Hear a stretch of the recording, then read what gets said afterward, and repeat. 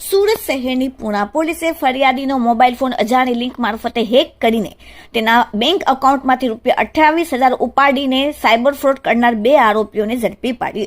Surat police કમિશનરના આદેશથી સમગ્ર સુરત શહેરમાં cyber ફ્રોડના ગુના આચરતા આરોપીઓને શોધી કાઢવા માટે સૂચના આપેલ હતી. જે સૂચનાને અનુસંધાને પૂણા પોલીસ સ્ટેશનમાં સાયબર ફ્રોડનો એક ગુનો નોંધવામાં આવેલ હતો, જેમાં પોલીસ ઇન્સ્પેક્ટર VM દેસાઈ અને સેકન્ડ ઇન્સ્પેક્ટરના સૂચનાને આદેશથી પૂણા પોલીસ સ્ટેશનના સર્વેલન્સ સ્ટાફના માણસો વર્કઆઉટ કરી હ્યુમન સોર્સિસના આધારે 2 આરોપીઓને પકડી પાડ્યા, જેનું નામ છે એક જગદીશભાઈ લાલવાણી, ધંધો વેપાર, રહેવાસી સાનિધ્ય શ્રી પાર્ક ટેર્નામેન્ટ જેતપુર, અને આરોપી 2 તે પણ જેતપુર વિસ્તારનો છે, જેનું નામ છે જય લાલવાણી, ધંધો વેપાર અને જેતપુર. આરોપીઓ દ્વારા ઉપયોગમાં લેવાયેલ બેંક ખાતામાં NCCRP પોર્ટલ પર ચેક કરતા કુલ 69 ફરિયાદો મળેલ છે. હાલમાં પૂણા પોલીસે બંને આરોપીઓને પકડીને કાયદેસરની કાર્યવાહી કરી. Bureau report, daily India TV, Surat.